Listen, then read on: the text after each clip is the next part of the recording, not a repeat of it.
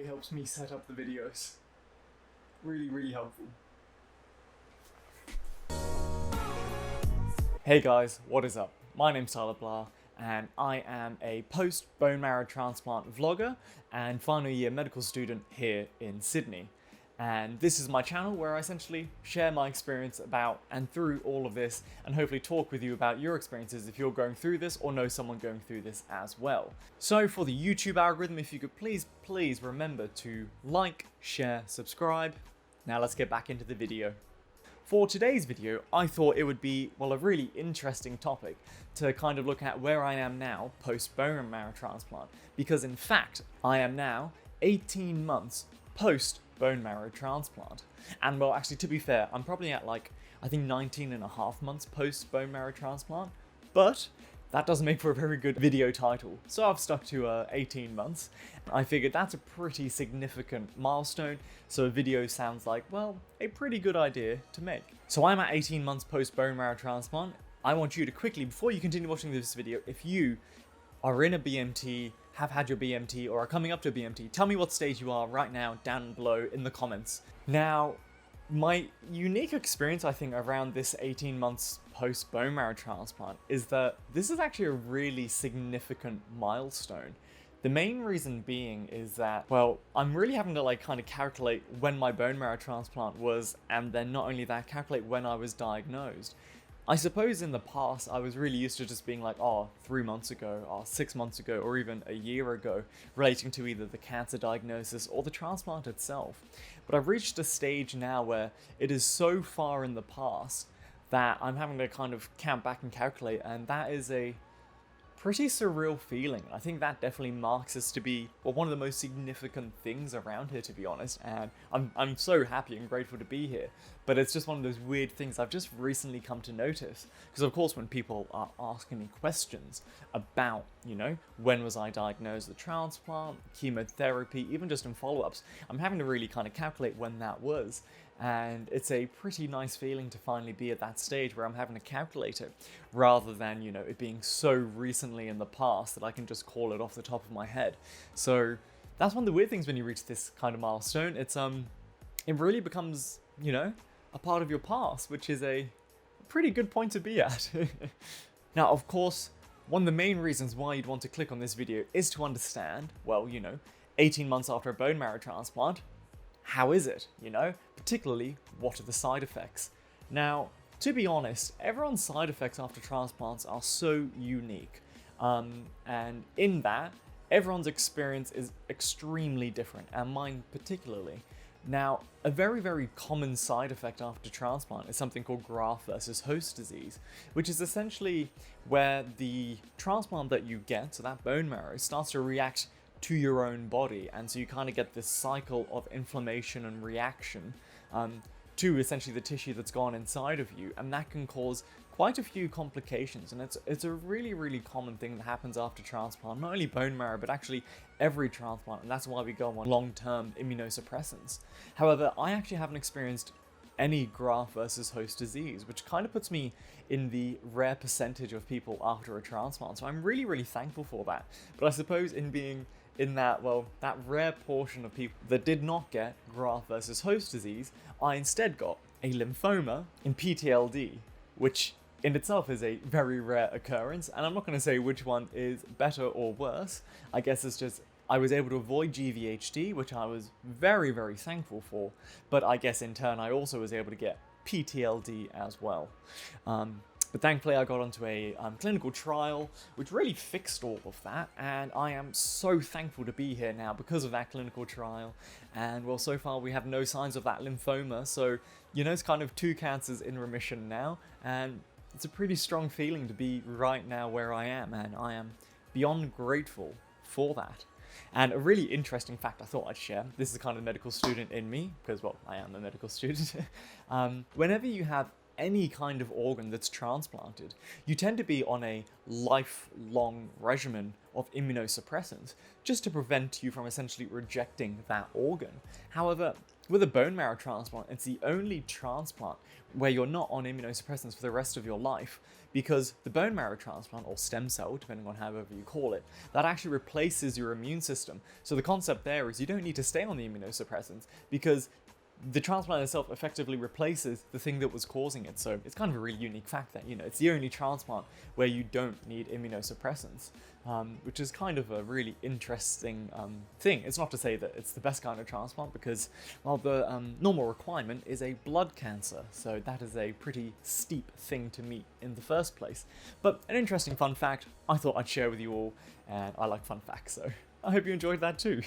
Now, moving on to the main side effect I got was a lymphoma, and that was treated, that was managed, and I'm going really, really well since that lymphoma. And then otherwise, really, I've just had 2 side effects that have been pretty minor, like very, very minor, and they're more kind of just a nuisance, if anything. But I made this video and I thought it's probably best if I actually, well, share what it is that I had as far as side effects goes. And so the first side effect was really, really dry skin. And this was a unique thing because straight after the transplant, when I got the transplant itself, I felt really bizarre in my skin, as though I was kind of wearing this dried leather outfit on the outside and I wasn't in the skin of my own. And it was a really weird, surreal feeling, and I probably had that up until about day 100 plus. Yeah, it was weird. I was very uncomfortable in my own skin, and then surrounding that as well, I was using a lot of different moisturizers, and beyond just moisturizers, I was using like really thick kind of moisturizing balms as well, rather than just the creams themselves, just because my skin overall was extremely dry, and that was my entire body, including my scalp. And then as time progressed after the transplant, I tend to actually get a lot better with the dryness, as it kind of reduced from my entire body into just fewer and fewer areas. And now the only lasting effect is just my lips get extremely dry. So if you know me personally and we hang out a lot, you'll know I will always have 1 or 2 lip balms on me. And that's just kind of my lasting effect, well, from the transplant, because I still get very, very dry lips, but it's a pretty insignificant side effect, but just one I thought that I would mention. And then this is going to seem really kind of insignificant as a complaint, but I've noticed that my bones, specifically the bones in my knees, aren't quite as tolerable as they were before the transplant. And that's not to say, I walk a bit and then I get sore knees. It's more so like, I really, really enjoy running. It's always been a bit of fun ever since I was a kid, particularly long distance. I'm not really good at short distance. But since I've gone back into running now, I find that after I get to about a 10 or 11 kilometer point, I tend to get quite a lot of bone pain in my knees, where I really feel like they're kind of grinding against each other, which is kind of interesting because I'd never ever experienced that until after the transplant. But at the end of the day, it's at the 10 or 11 kilometer mark, which is kind of a insignificant thing because I'm still able to run that far, so it's not that significant, but it's something different that has happened to me since, and so I am very, very aware of that. Otherwise, one interesting thing I've noticed is my taste has changed a little bit, not significantly to where I'm craving all these different things, but one bizarre thing is before transplant I loved Vegemite, like absolutely adored it, which if you're from England is the Australian version of Marmite, but I think it's actually better, to be honest. It's this really kind of lovely, I guess, umami kind of spread, and I absolutely love that, to the point when I was in hospital I'd always have a tub of Vegemite with me so I can make a Vegemite and cheese toastie. Absolutely amazing if you have not tried one.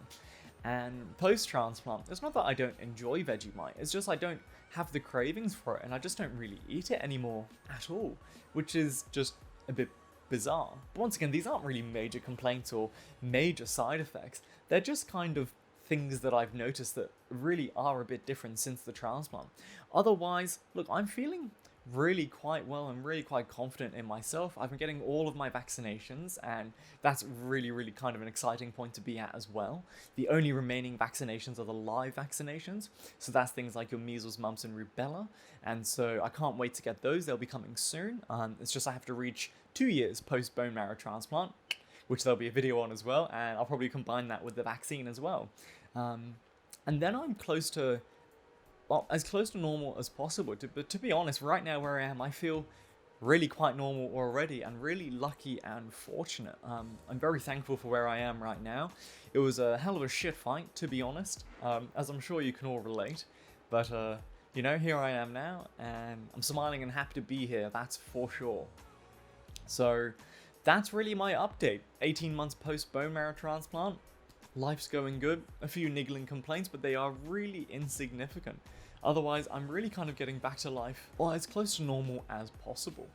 So, pretty grateful to be here, to be honest. And I'm in a different setup as normal. I've actually moved places. That's not an excuse as to why it's taking me so long to upload a video. I think that's excuses just on me personally. I'm very, very sorry. Otherwise, tell me where you are in your bone marrow transplant journey, or if you've got one coming up yourself, actually. And then not only that, actually, do you have any questions that you have specifically about my bone marrow transplant journey? Just jot them down in the comments below.